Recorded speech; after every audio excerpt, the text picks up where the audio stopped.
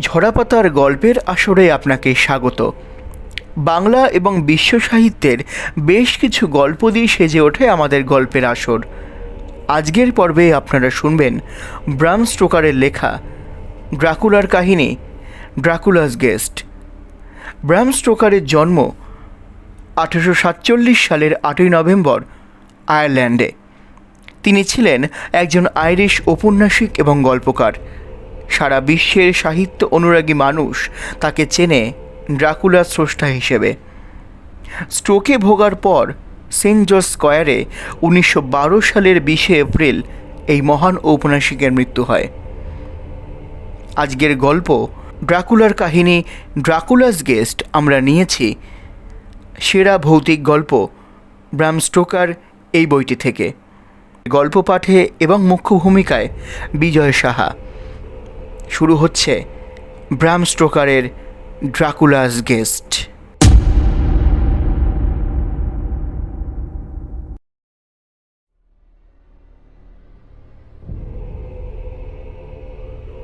মিউনিখে যাত্রা শুরুর দিন উজ্জ্বল রোদে উদ্ভাসিত ছিল চারদিক।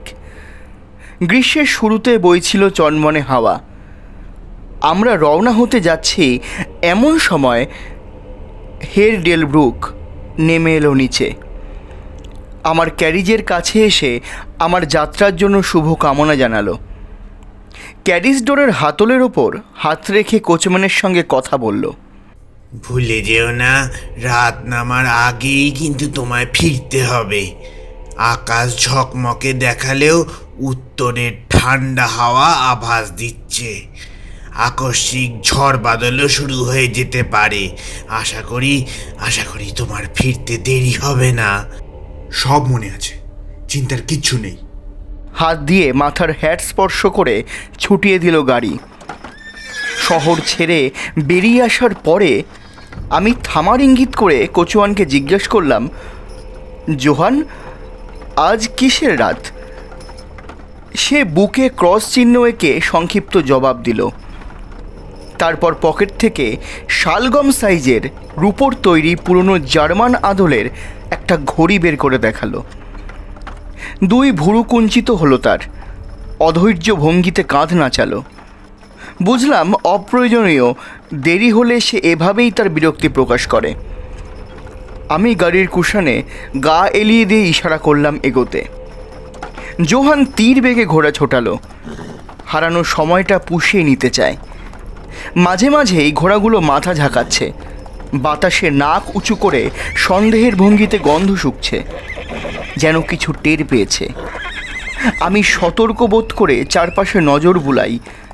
জনহীন বিবর্ণ চেহারার রাস্তা। আমরা এ মুহূর্তে উঁচু একটি মালভূমি দিয়ে চলেছি। সনসন করে হাওয়া বইছে। চলতে চলতে একটা রাস্তা চোখে পড়ল। দেখে মনে হলো খুব কম ব্যবহার করা হয় রাস্তাটি। আঁকাবাঁকা উপত্যকার মাঝ দিয়ে এগিয়েছি। রাস্তাটি যেন আমাকে হাতছানি দিয়ে ডাকছিল। জোহান বেজার হবে জেনেও ওকে থামতে বললাম। ঘোড়ার লাগাম টেনে গাড়ি দাঁড় করালো সে। বললাম, আমি ওই রাস্তা দিয়ে যেতে চাই। সে নানা রকম বাহানা খাড়া করলো। ব্যাখ্যা দেওয়ার সময় বারবার ক্রস চিহ্ন আঁকলো বুকে। এতে আমার কৌতূহল বাড়ল বই কমল না। কাজেই ওকে নানান প্রশ্ন করলাম। অনিচ্ছা সত্ত্বেও আমার প্রশ্নের জবাব দিল জোহান এবং ঘন ঘন ঘড়ির দিকে তাকালো। অবশেষে আমি বললাম, বেশ তো জোহান, আমি এই রাস্তা ধরেই যেতে চাই। তোমার ইচ্ছে না হলে আসবে না, কিন্তু তুমি কেন যেতে চাইছো না সে কথাটা বলো তো। জবাবে সে ঝট করে নেমে পড়লো গাড়ি থেকে। তারপর হাত দুটো বাড়িয়ে ধরে কাকুতি মিনতি করতে লাগলো আমি যেন না যাই। ইংরেজি আর জার্মান ভাষার মিশেলে ওর কথার তোর বুঝতে আমার একটু বেগ পেতেই হচ্ছিল। তবে ওর অঙ্গি ভঙ্গি দেখে মনে হচ্ছিল আমাকে এমন একটা কথা বলতে চাইছে যেটা বলতে সে নিজেই ভয় পাচ্ছে। তবে প্রতিবার কথা শেষের পরে সে ক্রস আঁকছিল বুকে এবং বলছিল, ভালফার্গিস নাক্ত। ওর সঙ্গে তর্ক করতে চাইছিলাম আমি। তবে যে লোকের ভাষা বুঝি না তার সঙ্গে তর্ক করা কঠিন। জোহান ভাঙা ভাঙা অশুদ্ধ উচ্চারণে ইংরেজি ব্যবহার করছিল মাঝে মাঝে, তবে উত্তেজিত বলেই ফিরে যাচ্ছিল তার মাতৃভাষায়, আর প্রতিবারই চোখ বুলাচ্ছিল ঘড়িতে।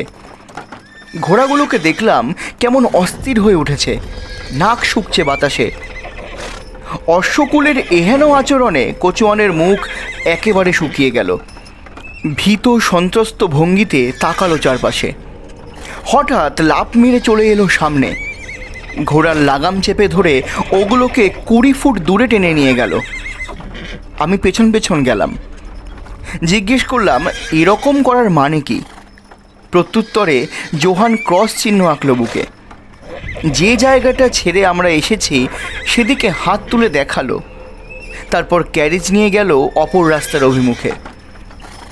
একটি ক্রুশ দেখিয়ে প্রথমে জার্মান ভাষায়, তারপর ইংরেজিতে বলল, তাকে কবর দেয়া হয়েছে যে নিজেকে হত্যা করেছে।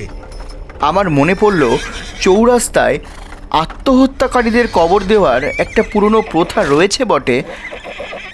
ও সুইসাইড, তাই বলো।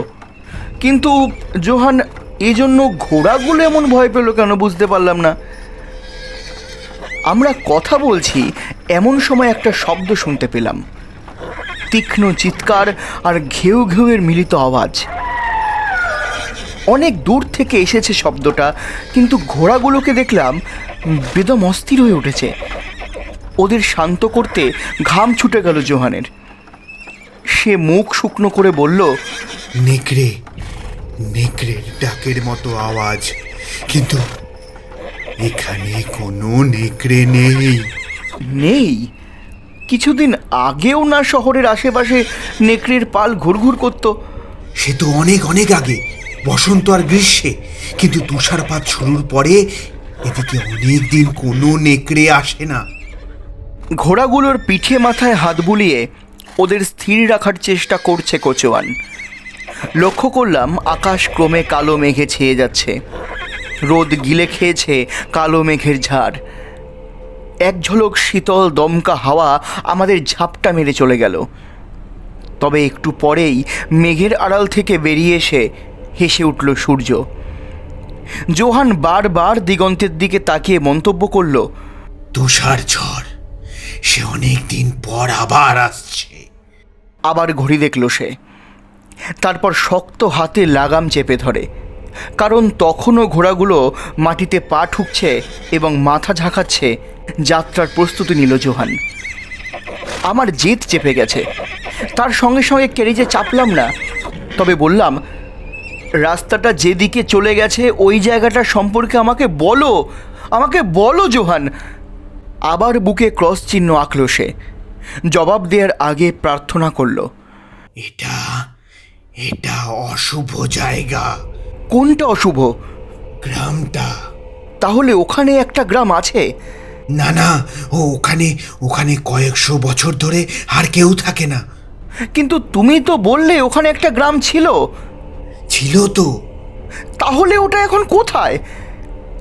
জার্মান এবং ইংরেজি মিশিয়ে জোহান যে লম্বা গল্প ফেদে বসল, তার পুরোপুরি অর্থ আমি বুঝতে পারলাম না। তবে মোটামুটি আঁচ করলাম যে অনেক আগে, 100 বছর আগে, ওখানে মানুষজন মারা যাওয়ার পরে তাদের কবর দেওয়া হতো। তবে মাটির নিচে থেকে শোনা যেত সে শব্দ। কবর খোলার পর দেখা যায় নারী পুরুষ সকলে তরতাজা হয়ে বেঁচে আছে এবং তাদের মুখে লেগে রয়েছে রক্ত। তখন সেখানে জীবিত যে কজন ছিল তারা তাদের জীবন বাঁচাতে তাড়াহুড়ো করে পালিয়ে যায় নানান জায়গায়। যেখানে জীবিতদের বাস আর মৃতেরা সেখানেই মৃত এবং অন্য কিছু নয়। বর্ণনা দিতে গিয়ে লোকটা ক্রমে উত্তেজিত হয়ে উঠল, যেন কল্পনা তাকে গ্রাস করেছে। গল্পের শেষ দিকে এসে ভয়ের প্রবল বিস্ফোরণ ঘটল তার মাঝে। মুখটা কাগজের মতো সাদা, দরদর করে ঘামছে এবং কাঁপছে। বারবার তাকাচ্ছে চারপাশে, যেন আশঙ্কা করছে খোলা মালভূমিতে এমন ঝকঝকে সূর্যালোকের মধ্যেও ভয়ঙ্কর কিছু একটা এসে উপস্থিত হবে। অবশেষে হতাশ যন্ত্রণায় সে চিৎকার দিল, ওই যে তারা এসেছে তারা, ওই তারা এসেছে তারা। আমাকে ইশারা করলো গাড়িতে উঠে পড়তে। আমার অহমিকায় বেশ লাগলো। ইংরেজ রক্ত জেগে উঠল শরীরে। আমি শটান দাঁড়িয়ে থেকে বললাম, তুমি ভয় পেয়েছো জোহান, তুমি ভয় পেয়েছো। তুমি বাড়ি যাও, আমি একাই ফিরব। হাঁটাহাঁটি করতে আমার ভালোই লাগে। তুমি ফিরে যাও একা জোহান। ক্যারিজের দরজা খোলা। আমি আসন থেকে ওর কাঠের তৈরি আমার ছড়িখানা নিলাম এবং বাইরে কোথাও ছুটি কাটাতে গেলে ওয়াকিং স্টিকটা সবসময় সঙ্গেই রাখি। দরজা বন্ধ করে দিলাম। মিউনিখের দিকে হাত দেখিয়ে বললাম, বাড়ি যাও। জোহান ভালপার্গিসের রাত ইংরেজদের জন্য কোনো গুরুত্ব বহন করে না। তুমি শুধু শুধুই চিন্তা করছো। কোনো চিন্তার কোনো রকম কারণ নেই। তুমি ফিরে যাও। ঘোড়াগুলো এখন আগের চেয়ে আরও বেশি অস্থির। জোহান ওদের সামাল দেওয়ার চেষ্টা করতে করতে আমাকে অনুনয় করলো আমি যেন বোকার মতো এই কাজটি না করি। বেচারার জন্য মায়াই লাগলো আমার। তার ভিতরে আন্তরিকতার অভাব নেই, তবে একই সঙ্গে আমি না হেসেও পারলাম না, কারণ উত্তেজনার চোটে এসে ইংরেজি বলতে ভুলেই গেছে। বিস্মিত হয়েছে যে আমাকে কিছু বোঝাতে হলে ইংরেজিতে বলতে হবে। সে তার মাতৃভাষা জার্মানিতে হড়বড় করতেই থাকলো। এবারে আমি একটু বিরক্তই হলাম। ওকে বাড়ির পথ ধরার হুকুম দিয়ে উপত্যকার চৌরাস্তার দিকে ঘুরে দাঁড়ালাম। হতাশার একটা ভঙ্গি করে জোহান তার ঘোড়াদের মুখ ফিরিয়ে দিল মিউনিখের দিকে। আমি ছড়িতে হেলান দিয়ে ওর যাওয়ার পথে তাকিয়ে থাকলাম। খানিকটা পথ সে মন্থর গতিতে চলল। এমন সময় পাহাড় চূড়োয় রোগা পাতলা এবং লম্বা এক লোককে চোখে পড়ল আমার।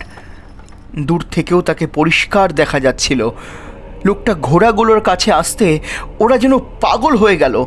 লাফাচ্ছে, লাথি ছুড়ছে, তারপর আতঙ্কে এক অদম্য ডাক শুরু করে দিল।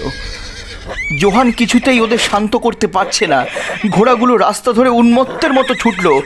ওরা চোখের আড়াল হলে আমি আগন্তুকের খোঁজে এদিক ওদিক তাকালাম, কিন্তু না, কোথাও কোথাও তাকে দেখতে পেলাম না। সেও চলে গেছে। নিশ্চিন্ত মনে সাইড রোড ধরে উপত্যকার গভীরে পা বাড়ালাম আমি। যেদিকে যেতে মানা করছিল জোহান সেদিকে। ওর বারণ শোনার মতন কোনো যুক্তিই খুঁজে পাইনি আমি। ঘন্টা কয়েক সির্ফ ঘুরে বেড়ালাম, কিংবা দূরত্বের কথা চিন্তা না করে। এর মধ্যে না কোনো মানুষজন, না কোনো ঘরবাড়ি নজরে এলো। একদম জনমানব শূন্য এলাকা।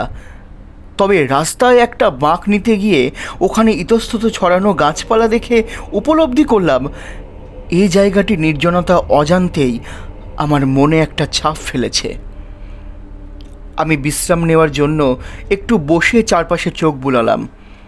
খেয়াল হলো হাঁটার সময় যতটা ঠান্ডা অনুভূত হচ্ছিল তার চেয়ে বেশি ঠান্ডা লাগছে এখানে। একটা দীর্ঘশ্বাসের মতো শব্দ যেন ঘুরপাক খাচ্ছে আমার চারপাশে। হঠাৎ হঠাৎ মাথার উপর দিয়ে চলে যাচ্ছে কেমন ভোঁতা গর্জনের শব্দ। মুখ তুলে চাইতে দেখি বিরাট বিরাট ঘন কালো মেঘ উত্তর থেকে দক্ষিণে দ্রুত উড়ে যাচ্ছে। বাতাসে আসন্ন ঝড়ের লক্ষণ। আমার একটু শীত শীত করছিল। ভাবলাম অনেকক্ষণ হাঁটার পরে বসে থাকার কারণে হয়তো ঠান্ডা লাগছে। আমি আবার যাত্রা শুরু করলাম। এখন যে এলাকা দিয়ে যাচ্ছি তার দৃশ্য বড়ই মনোহর। চোখে পড়ার মতো আলাদা কিচ্ছু নেই, তবু গোটা ব্যাপারটির মধ্যে রয়েছে একটা অদ্ভুত সৌন্দর্য। সময়ের দিকে লক্ষ্য না রেখে আমি হেঁটে চলেছি। হঠাৎ গোধূলির আলো ঘন হয়ে এলে চিন্তা করতে লাগলাম কিভাবে রাস্তা চিনে বাড়ি ফিরব। দিনের উজ্জ্বলতাও এখন নিঃশেষ। শীতল বাতাস, মাথার ওপর ভাসমান মেঘের ভেলা এখন আরও বেশি সুস্পষ্ট। দূর থেকে কেমন অদ্ভুত শব্দ ভেসে আসছে থেকে থেকে, সেই রহস্যময় চিৎকারের মতো আওয়াজ।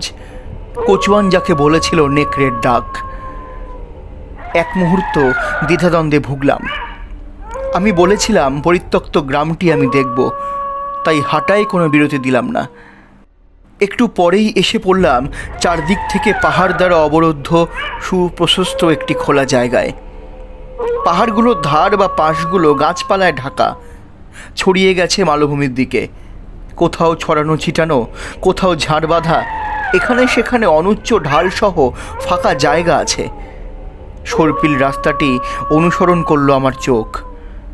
ওটা একটা ঘন গাছের ঝাড়ের ধারে বাঁক নিয়ে পেছন দিকে মিলিয়ে গেল। আমি ওদিকে তাকিয়ে আছি, হঠাৎ দমকা একটা শীতল বাতাস ধেয়ে এলো। তার পরপরই শুরু হয়ে গেল তুষারপাত। এই ঊষর রাজ্যের মাইলের পর মাইল জনমানব শূন্য নির্জন পথের কথা মনে পড়ল আমার। সামনের জঙ্গলের দিকে দ্রুত এগোলাম নিশ্চিন্ত আশ্রয় নিতে। আকাশ ক্রমে কালো হয়ে এলো, ভারী হয়ে উঠল তুষারপাত। কিছুক্ষণের মধ্যেই আমার সামনে এবং চারপাশের জমিন ধপধপে সাদা কার্পেটে মুড়ে গেল। চকচকে কার্পেটের দূরবর্তী কিনারা গিলে খেল কুয়াশা। এদিকে রাস্তাটির কিনারাগুলো ঠাউর করা দায়, ফলে শক্ত সারফেসের বদলে ঘাস আর শ্যাওলায় ডুবে গেল পা। বাতাসের গতি তীব্র থেকে তীব্রতর হয়ে উঠল। বাধ্য হয়ে ছুটতে লাগলাম। বরফের মতো ঠান্ডা বাতাস নিয়মিত ব্যায়াম করা সত্ত্বেও আমার বেশ কষ্টই হতে লাগলো। এত ঘন হয়ে এবং চক্রাকারে আমার চারপাশে বরফ পড়তে লাগলো যে চোখ খুলে রাখাই দায়। খানিকক্ষণ পর আকাশ চিরে ঝলসে উঠছে বিদ্যুৎ রেখা। তার পরিষ্কার আলোয় দেখতে পেলাম সামনেই গাছের ঘন একটা সারি, বেশিরভাগই ইউ এবং সাইপ্রেস। গায়ে বরফের পুরু চাদর নিয়ে জড়াজড়ি করে দাঁড়িয়ে আছে। আমি গাছগুলোর নিচে গিয়ে শরণ নিলাম। এখানটা অপেক্ষাকৃত নীরব, তবে মাথার ওপর দিয়ে শোঁ শোঁ বইছে ঝোড়ো হাওয়া। ঝোড়ো অন্ধকার মিশে গেল রাতের আধারের সঙ্গে। ক্রমে মনে হচ্ছিল কমে আসছে ঝড়ের বেগ। এখন মাঝে মধ্যে কেবল শোনা যাচ্ছে দমকা বাতাসের শব্দ। ঠিক সেই মুহূর্তেই আমার চারপাশের অসংখ্য চেনা শব্দের সঙ্গে প্রতিধ্বনি তুলে বিকট গলায় ডেকে উঠল একটা নেকড়ে। আকাশে ভেসে যাওয়া ঘন কালো মেঘের ফাঁক দিয়েই মাঝে মধ্যে ধস্তাধস্তি করতে করতেই তাদের বিক্ষিপ্ত আলো এসে পড়ছিল প্রকৃতির মধ্যে। সেই আলোয় দেখতে পেলাম আমি দাঁড়িয়ে আছি সাইপ্রেস এবং ইউ গাছের জঙ্গলের কিনারায়। তুষারপাত বন্ধ হলে গাছের আড়াল থেকে বেরিয়ে এসে তীক্ষ্ণ নজর বুলোতে লাগলাম চারপাশে। মনে হলো অনেক পুরনো স্থাপনাগুলোর মধ্যে এখনও একখানা বাড়ি দাঁড়িয়ে রয়েছে, যদিও তা ধ্বংসপ্রাপ্ত। ওখানে কিছুক্ষণের জন্য আশ্রয় নিতে এগিয়ে গেলাম। ঝোপঝাড়ের কিনারা ঘেঁষে এগোতে গিয়ে দেখি ওটাকে নিচু একটা পাঁচিল বৃত্তাকারে ঘিরে রেখেছে। পাঁচিল অনুসরণ করে সামনে বাড়তেই একটা খোলা জায়গায় এসে পড়লাম। এখানে সাইপ্রেস গাছগুলো একটা গলির মতো তৈরি করেছে, যেটার বিস্তৃতি ঘটেছে এক ধরনের ভবনের কাঠামোর দিকে। ওটা মাত্র চোখে পড়েছে, মেঘ ঢেকে ফেলল চাঁদ। অন্ধকারে আমি পথ পার হলাম। বাতাস নিশ্চয়ই এখন আরও শীতল, কারণ হাঁটতে গিয়ে আমার বেশ শীত লাগছিল। তবে আশ্রয় মিলবে এ আশায় আমি অন্ধের মতো এগিয়ে চললাম। হঠাৎ এক নিস্তব্ধতায় দাঁড়িয়ে পড়লাম আমি। ঝড় থেমে গেছে এবং সম্ভবত প্রকৃতির নীরবতায় সমব্যথী হয়ে আমার হৃৎস্পন্দনও বুঝি থেমে গেল। তবে বিষয়টি মুহূর্তকালের জন্য হঠাৎ মেঘ ভেঙে বেরিয়ে এলো চাঁদ। জ্যোৎস্নায় দেখতে পেলাম আমি দাঁড়িয়ে আছি একটি কবরস্থানে, এবং আমার সামনে চৌকোনা যে জিনিসটি দেখতে পাচ্ছি সেটি মার্বেল পাথরের একটি প্রকাণ্ড সমাধিস্তম্ভ। আমার চারপাশের বরফের মতোই ধপধপে সাদা। চাঁদের আলোর সাথে ভেসে এলো ঝড়ের তীব্র দীর্ঘশ্বাস। মনে হলো অসংখ্য কুকুর অথবা নেকড়ে একটানা চাপা গর্জন করে চলেছে। আতঙ্ক বোধ করলাম। শীতল একটা অনুভূতি আমার হৃৎপিণ্ডটাকে যেন চেপে ধরল। চাঁদের আলোর বন্যায় মার্বেল পাথরের সমাধিটি ধুয়ে যাচ্ছে। আবার শুরু হয়ে গেল ঝড়, যেন ফিরে এলো তার পথ ধরে। এক অদ্ভুত আকর্ষণে আমি এগিয়ে গেলাম মর্মর পাথরের তৈরি সমাধির দিকে। দেখতে চাই এমন সুন্দর একটা জিনিস এরকম একটা জায়গায় পড়ে আছে কেন। ওটার চারপাশে একটা চক্কর দিলাম। ডরিস প্রদেশের স্থাপত্যরীতি অনুযায়ী নির্মিত দরজার ওপরের লেখাগুলো পড়লাম। জার্মান ভাষায় লেখা, স্টিরিয়ার গাৎসের কাউন্টেস ডলিনজেন। মৃত্যুকে পেয়েছে 1801 সালে। কবরের ওপরে নিরেট মরমর পাথরের ভেতরে যেন ঢুকিয়ে দেওয়া হয়েছে লোহার মস্ত গজাল বা সুর। বড় বড় পাথরের ব্লক দিয়ে তৈরি কাঠামো। পেছন দিকটায় গিয়ে দেখি ওখানে রুশ অক্ষরে বড় বড় করে লেখা, মৃতেরা দ্রুত পরিভ্রমণ করে। গোটা ব্যাপারটার মধ্যে অদ্ভুতরে এবং গা ছমছমে এমন একটা ব্যাপার রয়েছে যে আমার শরীরটা শিরশির করে উঠল। খুব দুর্বল লাগলো। এই প্রথম মনে হলো জোহানের পরামর্শ শুনলেই বোধ করি ভালো করতাম। কথাটা মনে পড়ে গেল আমার। এহেন রহস্যময় পরিবেশে এবং বেশ একটা ঝাঁকি খেলাম। আজ ভালপারগিসের রাত। ভালপারগিসের রাত। লাখ লাখ মানুষের বিশ্বাস এ রাতে শয়তান ঘুরে বেড়ায় সর্বত্র। কবরগুলো খুলে গিয়ে বেরিয়ে আসে মৃতের দল। এ রাতে জল, স্থল ও বায়ুর সকল অশুভ জিনিস মেতে ওঠে আনন্দ উল্লাসে। কোচোয়ান এই জায়গাটিকে বিশেষভাবে এড়িয়ে যেতে চাইছিল। এই সেই শতবর্ষী পুরনো জন্মানোবিহীন গা। এখানেই কবরে শুয়ে আছে আত্মহত্যাকারী। আর এমন একটা জায়গায় আমি একদম একা শীতে কাঁপছি। চারদিকে বরফের চাদর। উন্মত্ত ঝড় আবার আমার ওপর ঝাঁপিয়ে পড়ার পায়তারা কষছে। তীব্র ভয়ে যাতে জ্ঞান হারিয়ে না ফেলি সেজন্য আমার সমস্ত সাহস সঞ্চয় করলাম। আমার সকল শিক্ষা, ধর্ম, দর্শন একত্র করলাম আতঙ্কের বিরুদ্ধে লড়াই করার জন্য। একটা প্রবল ঘূর্ণিঝড় আমার গায়ে আছড়ে পড়ল। থরথর করে কেঁপে উঠল মাটি, যেন হাজার হাজার ঘোড়া জমিনের ওপর দিয়ে দাপিয়ে বেড়াচ্ছে। এবারে ঝড় এলো তার শীতল ডানায় চেপে। বরফ নয়, প্রকাণ্ড শিলা পড়তে লাগলো এমন জোরে যে সাইপ্রেস গাছের পাতা ছিঁড়ে গেল, ডাল ভেঙে গেল। ওখানে আর আশ্রয় নেওয়ার কোনো জো থাকলো না। প্রথমে আমি সবচেয়ে কাছের গাছটির দিকে ছুটে গিয়েছিলাম, তবে শিগগির ওখান থেকে চলে আসতে বাধ্য হলাম। আশ্রয় নেওয়ার এখন একটি মাত্র জায়গা আছে, মার্বেল পাথরের সমাধির ডরি স্থাপত্যের দরজা। ব্রোঞ্জের প্রকাণ্ড দরজায় গুটিসুটি মেরে দাঁড়িয়ে পড়লাম। শিলাবৃষ্টির কবল থেকে মুক্তি পেয়েছি। বিরাট বিরাট শিলাখণ্ড মাটিতে এবং মার্বেলের গায়ে পড়ে ছিটকে যাচ্ছে। দরজায় হেলান দিয়েছি, ওটা সামান্য নড়ে উঠে ভেতর দিকে খুলে গেল। এই নির্মম ঝড়ের মধ্যে কোনো কবরের আশ্রয় আনন্দদায়ক, কিন্তু যেই আমি ভিতরে ঢুকতে গিয়েছি, সাপের জিভের মতো চেরা বিদ্যুতের ঝলকানি আলোকিত করে তুলল গোটা আকাশ।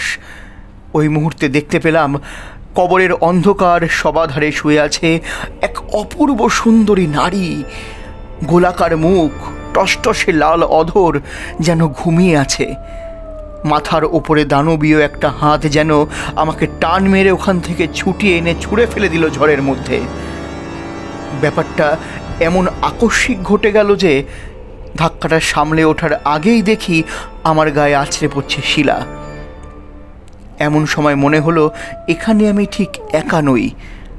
সমাধির দিকে তাকালাম। আবার জ্বলে উঠল চোখ ধাঁধানো বিদ্যুতের আলো, যেন আঘাত হানল কবরের লোহার গজালে। আর প্রচণ্ড বিস্ফোরণে আগুনের একটা হলকা তৈরি করে চূর্ণ বিচূর্ণ করে দিল মার্বেল পাথর। মৃত মহিলা সোজা হলো যন্ত্রণা কাতর এক মুহূর্তের জন্য। আগুনের শিখা তাকে স্পর্শ করেছে। তার আর্তনাদ ঢাকা পড়ে গেল বজ্রনীনাদে। আমি শেষ যে জিনিসটি শুনতে পেলাম তা এই ভয়ঙ্কর মিশ্রিত আওয়াজ। আবার আমাকে চেপে ধরল দানব হাত এবং টেনে ছুঁড়ে ফেলে দিল। আমার গায়ে আঘাত হানছে শিলা, বাতাসে প্রতিধ্বনিত হচ্ছে নেকড়ের ডাক। শেষ যে দৃশ্যটি আমার মনে পড়ল তা হলো আবছা সাদা রঙের চলমান একটা স্তূপ, যেন কবর থেকে বেরিয়ে পড়েছে কাফনের কাপড় মোড়ানো অশরীরীর দল। তারা শিলাবৃষ্টির ধবল ধোঁয়া ভেদ করে ক্রমে এগিয়ে আসছে আমার দিকে। হ্যাঁ, আমার দিকে। আস্তে আস্তে চেতনা ফিরে এলো আমার। তারপর ভয়ানক ক্লান্তি লাগলো। এক মুহূর্ত স্মরণে এলো না কিছুই, তবে ধীরে ধীরে সজাগ হয়ে উঠল ইন্দ্রিয়গুলো। আমার পা ভীষণ ব্যথা করছে, যদিও নাড়তে পারছি না। কেমন অবশ লাগছে। ঘাড়ের পেছনে এবং গোটা শীতদাঁড়া জুড়ে বরফ শীতল একটা অনুভূতি। পায়ের মতো কানেও কোনো সাড়া নেই। যদিও অনুভূত হচ্ছে যন্ত্রণা, তবে তুলনায় আমার বুকের ওপর যে উষ্ণ একটা অনুভূতি, তা সত্যি চমৎকার। এটা যেন একটা দুঃস্বপ্ন, শারীরিক দুঃস্বপ্ন বললেই মানায় ভালো। আমার বুকের ওপর বিষম একটা ওজন, শ্বাস নিতে কষ্ট হচ্ছে। এই প্রায় তন্দ্রা ভাবটি দীর্ঘক্ষণ স্থায়ী রইল। তারপর এটা ধীরে ধীরে উবেও গেল। হয় আমি ঘুমিয়ে পড়েছিলাম কিংবা মূর্ছা গিয়েছি। নিজেকে অচেনা কিছু থেকে মুক্ত করে নিতে প্রবল আকাঙ্ক্ষা জাগলো মনে। যদিও সেটা কি জানি না, স্থির বিশাল এক নীরবতা আমার ওপর চেপে বসেছে, যেন গোটা পৃথিবী ঘুমিয়ে পড়েছে অথবা মারা গেছে। শুধু চাপা স্বরের হাঁপিয়ে ওঠার মতো একটা শব্দ শুনতে পাচ্ছি খুব কাছ থেকে, কোনো জন্তু হাঁপাচ্ছে।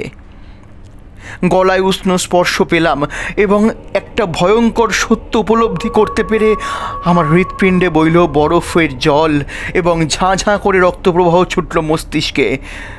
প্রকাণ্ড একটা জন্তু আমার বুকের ওপর শুয়ে আছে এবং জিভ দিয়ে চেটে দিচ্ছে আমার গলা।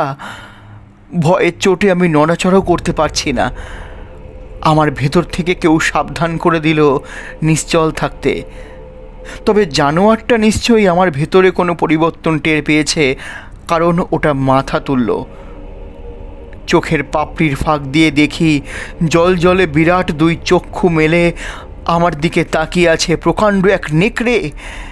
তার হাঁ করা লাল মুখে ঝলকাচ্ছে তীক্ষ্ণধার সাদা সাদা দাঁত। নাকে ওটার গরম এবং বিশ্রী নিঃশ্বাস ঝাপটা দিল।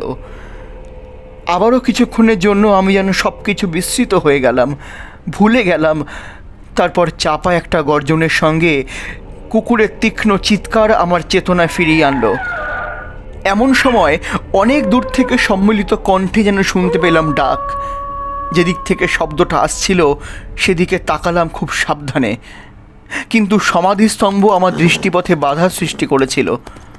নেকড়েটা তখনও বিচিত্র ভঙ্গিতে চিৎকার করে চলেছে এবং লাল রঙের চোখ ধাঁধানো একটা টর্চের আলো সাইপ্রেসের বনে চক্কর দিতে লাগলো।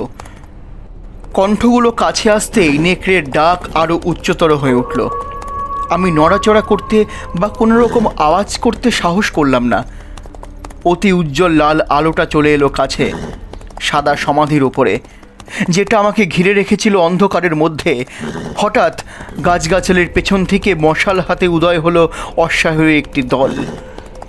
আমার বুকের ওপর থেকে লাফিয়ে নেমে গেল নেকড়ে, ছুট দিল গোরস্থানে। জনৈক্য ঘোড়সওয়ার তার আগ্নেয়াস্ত্র তুলে নিয়ে লক্ষ্য স্থির করল। তার সঙ্গী তার হাতে ধাক্কা মারল। বাতাসে শীষ কেটে আমার মাথার উপর দিয়ে চলে গেল গুলি। অশ্বারোহী সৈনিক দূর থেকে আমাকে দেখে নেকড়ে ভেবে ভুল করেছিল, তবে জানোয়ারটাকে পালিয়ে যেতে দেখে আরেকজন গুলি চালালো। দলটি ঘোড়া নিয়ে ছুটে এলো আমার দিকে। বরফে আচ্ছাদিত সাইপ্রেসের বনভূমিতে অদৃশ্য হওয়া নেকড়ের পিছু নিল কয়েকজন। লোকগুলো কাছে আসতেই আমি নড়াচড়ার চেষ্টা করলাম, কিন্তু নির্বীজ আমি। যদিও কি ঘটছে তার সবই দেখতে এবং শুনতে পাচ্ছি। 2-3 সৈনিক ঘোড়া থেকে লাফ মেরে নেমে আমার পাশে এসে বসলো হাঁটু মুড়ে। এদের একজন আমার মাথাটি তুলে তার বুকের সামনে ধরল। সুসংবাদ বন্ধুগণ, হার্টবিট এখনো চলছে। আমার মুখে খানিকটা ব্র্যান্ডি ঢেলে দেওয়া হলো। এতে কিছুটা শক্তি ফিরে পেলাম আমি, এবং পুরোপুরি চোখ মেলে তাকাতেও পারলাম।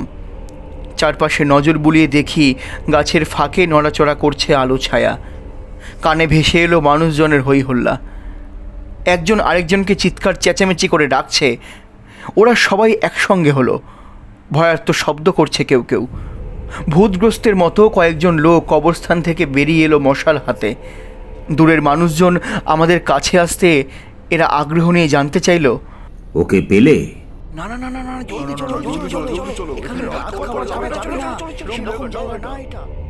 ওটা কি ছিল? জবাবে নানান কথা বলল। তবে তাদের চেহারা দেখে মনে হচ্ছিল এরা কিসের ভয়ে যেন কথা বলতে গিয়েও থেমে যাচ্ছে। ও, ওটা সেটাই, একটা নেকড়ে, আবার ঠিক নেকড়েও নয়। পবিত্র বুলেট ছাড়া ওকে খতম করা সম্ভব নয়। ভাঙা মার্বেল পাথরে রক্তের দাগ আছে। বজ্রপাতের কারণে এমনটি হয়নি। আর এই লোক, উনি কি ঠিক আছেন? ওর গলা দেখো বন্ধুরা, নেকড়েটা ওর ওপর শুয়ে থেকে ওর শরীর গরম রাখার চেষ্টা করছিল। শিগগিরই দেখো। অফিসার আমার গলার দিকে তাকিয়ে জবাব দিল, উনি ঠিক আছেন, চামড়া ছিদ্র হয়নি। তবে এসবের অর্থ কি? নেকড়েটা চিৎকার না শুনলে আমরা তো ওনাকে খুঁজেই পেতাম না। নেকড়েটার কি হলো? আমার মাথা ধরে থাকা লোকটা জিজ্ঞেস করলো।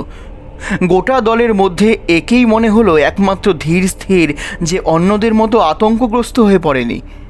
কারণ আমাকে ধরে রাখা তার হাত জোড়া স্থির এবং নিষ্কম্প। লোকটির জামার হাতায় অফিসারের পদমর্যাদা সূচক ফিতা লাগানো। ওটা বাড়ি ফিরে গেছে? জবাব দিল ভয়ে ফ্যাকাশে হয়ে যাওয়া লোকটা।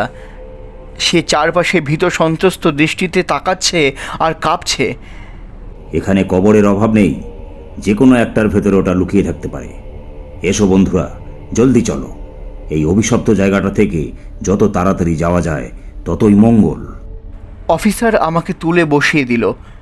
সে একটা নির্দেশ দিতেই তার লোকজন এসে আমাকে ধরাধরি করে একটা ঘোড়ার পিঠে চাপিয়ে দিল। অফিসার আমার পেছন উঠে বসল। আমার হাত চেপে ধরে দলটিকে আগে বেরাবার জন্য হুকুম করলো। সাইপ্রেসের জঙ্গল থেকে মুখ ঘুরিয়ে নিয়ে আমরা সামরিক কায়দায় সুবিন্যস্ত হয়ে চলতে লাগলাম। আমার জিভে কোনো সার নেই বলে কথাও বলতে পারছি না। চলতে চলতে বোধ করি ঘুমিয়ে পড়েছিলাম। জেগে দেখি দাঁড়িয়ে আছি। আমার দুই পাশে দুই সৈন্য আমাকে খাড়া করে রেখেছে। প্রায় ভোর হয়ে গেছে। উত্তরে সূর্যের লাল আলোক রেখা বরফের ওপর পড়ে রক্তাক্ত পথের মতো দেখাচ্ছে। অফিসার তার লোকদের বারণ করলো তারা যা দেখেছে তা নিয়ে যেন মুখ না খোলে। শুধু বলতে পারে তারা এক ইংরেজ আগন্তুককে দেখেছে, তাকে একটা প্রকাণ্ড কুকুর পাহারা দিচ্ছিল। কুকুর? ওটা কোনো কুকুর ছিল না, আমি একটা নেকড়ে দেখেছি। আমি বলছি আমরা কুকুরই দেখেছি। Is that clear? কুকুর? ওনার গলা দেখুন, ওটা কি কুকুরের কাজ হতে পারে মাস্টার? সহজাত প্রবৃত্তিতে আমার হাত চলে গেল গলায়। দেখার জন্য লোকগুলো ঘিরে ধরলো আমাকে। কেউ কেউ তাদের জিন থেকে ঝুঁকে পড়ল। আবার ভেসে এলো তরুণ অফিসারের শান্ত কণ্ঠ, কুকুর বললামই তো, অন্য কিছু বললে লোকে হাসবে। তারপর আমাকে এক অশ্বারোহী সৈনিকের পেছনে বসিয়ে দেওয়া হলো। আমরা মিউনিখের শহরতলিতে চলে এলাম। এখানে একটা জুড়ি গাড়ি পেলাম, তাতে তুলে দেওয়া হলো আমাকে। গাড়ি চলল কোয়ার্টার সাইজ অভিমুখে। সঙ্গী সেই তরুণ সৈনিক কর্মকর্তা। এক অশ্বারোহী সৈন্য আমাদের পেছন পেছন এলো। বাকিরা ফিরে গেল নিজেদের ব্যারাকে। গন্তব্যে পৌঁছেছি। হেড ডেল ব্রুক এত দ্রুত সিঁড়ি বেয়ে নেমে এলো, বুঝতে পারলাম সে ঘরের ভেতরে বসেই আমাদের লক্ষ্য করছিল। উৎকণ্ঠার সঙ্গে আমার হাত ধরে সে আমাকে ভেতরে নিয়ে এলো। অফিসার আমাকে সেলুট ঠুকে ঘুরে দাঁড়ালো। তার উদ্দেশ্য বুঝতে পেরে অনুরোধ করলাম সেও যেন আমাদের সঙ্গেই আসে। এক গ্লাস মদ পান করার পর তাকে এবং তার বন্ধুদের আন্তরিক ধন্যবাদ জানালাম আমাকে উদ্ধার করে নিয়ে আসার জন্য। সহজ গলায় জবাব দিল কাজটা করতে পেরে সে নিজেও অনেক খুশি। তবে হেড ডেল ব্রুকই নাকি সার্চ পার্টি পাঠিয়েছিল। প্রত্যুত্তরে মেইটর ডি হেসে বিড়বিড় করে কি যেন বলল, ঠিক বোঝা গেল না। অফিসার একটু পরে বিদায় নিয়ে চলে গেল। আমি জানতে চাইলাম, কিন্তু হেড ডেল ব্রুক ওই সৈন্যদের কিভাবে এবং কেন আমার খোঁজে পাঠানো হলো? আমার ভাগ্য ভালো যে রেজিমেন্টে আমি কাজ করতাম সেখানকার কমান্ডারের কাছ থেকে ছুটি পেয়েছিলাম। তার কাছেই আমি কিছু ভলেন্টিয়ার চাই। কিন্তু আপনি কি করে বুঝলেন যে আমি হারিয়ে গেছি? কোচওয়ানের কাছ থেকেই তো জানতে পারি ব্যাপারটা। তার ঘোড়াগুলো পালিয়ে গেলে সে ভাঙা গাড়িটা নিয়ে হাজির হয়েছিল। কিন্তু শুধু এই কারণে তো আপনি সৈন্যদের সার্চ পার্টি পাঠাননি। না না, কোচওয়ান আসার আগেই আমি বোয়ার থেকে একখানা টেলিগ্রাম পেয়েছিলাম যেখানে অতিথি হিসাবে আপনি ছিলেন। সে পকেট থেকে একটা টেলিগ্রাম বের করে আমাকে পড়তে দিল। ওতে লেখা, ডিয়ার বেস্ট্রিজ, আমার অতিথির বিষয়ে সাবধান। তার নিরাপত্তা আমার কাছে সবচেয়ে মূল্যবান। যদি তার কিছু হয় কিংবা তিনি হারিয়ে যান, যেভাবেই হোক তাকে খুঁজে বের করবে এবং তার নিরাপত্তা নিশ্চিত করবে। তিনি জাতিতে ইংরেজ, তার ওপর আমার অভিযান প্রিয়। বরফ, নেকড়ে এবং রাত নানান বিপদ বয়ে আনতে পারে। তার কোনো রকম ক্ষতি হতে পারে এরকম কিছু সন্দেহ হওয়া মাত্র তার খোঁজে বেরিয়ে পড়বে। তোমার এই পরিশ্রমের জবাব তুমি আমার কাছ থেকে পাবে। ইতি কাউন্ট ড্রাকুলা। Dracula Dracula. টেলিগ্রামটি হাতে ধরে আছি। গোটা বাড়ি যেন চক্কর দিতে লাগলো বনবন করে। মেয়েটার ডি আমাকে ধরে না ফেললে নিঘাত পড়ে যেতাম। পুরো বিষয়টির মধ্যে এমন অদ্ভুত, উদ্ভট এবং কল্পনাতীত ব্যাপার রয়েছে যা আমার ভেতরে একটা অনুভূতি এনে দেয়, যেন বিপরীত শক্তির ঘূর্ণাবর্তে আমাকে টেনে নিয়ে যাওয়া হচ্ছিল। একটা আবছা ভাবনা যা আমাকে একরকম চলন শক্তিহীন করে দিয়েছে। নিশ্চয়ই কোনো রহস্যময় প্রোটেকশনের অধীনে আমি ছিলাম। এক দূর দেশ থেকে যথাসময়ে এসেছিল এক বার্তা, যা আমাকে বরফ, ঘুম এবং নেকড়ের কামড়ের কবল থেকে রক্ষা করেছে। হ্যাঁ, রক্ষা করেছে কাউন্ট ড্রাকুলা। Dracula Dracula.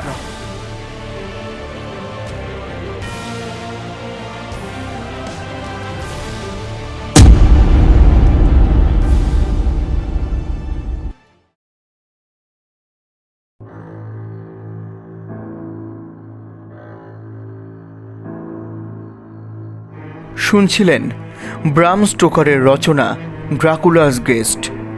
গল্প পাঠ এবং ড্রাকুলার ভূমিকায় বিজয় সাহা, জোহান হেডডেলব্রুক এবং তরুণ অফিসার শুভজিৎ ঘোষ, সৈনিক ও ভয়ার্ত ব্যক্তি সুখেন্দু দেবনাথ, কবরখানার অশরীরী কাবেরী গোস্বামী। প্রযোজনা সাহাস ক্রিয়েশন। প্রচার অলঙ্করণ চারুলিপি। আবহ তরঙ্গ দ্য আল্টিমেট মিউজিক। সমগ্র পরিচালনা এবং পরিকল্পনা বিজয় সাহা। দেখা হচ্ছে আগামী সপ্তাহে নতুন আরও একটি গল্প নিয়ে। ততক্ষণ শুনতে থাকুন, পাশে থাকুন ঝরাপাতা ইউটিউব চ্যানেলের। ঝরাপাতা, কবিতার ও গল্পের কথা বিজয়ের সঙ্গে। চ্যানেলটি যারা এখনও সাবস্ক্রাইব করেননি, সাবস্ক্রাইব করে পাশে থাকুন আমাদের নতুন নতুন নিবেদন সবার আগে আপনার মোবাইলে পেতে। ভালো থাকবেন, সুস্থ থাকবেন, আর হ্যাঁ, থাকবেন গল্পে।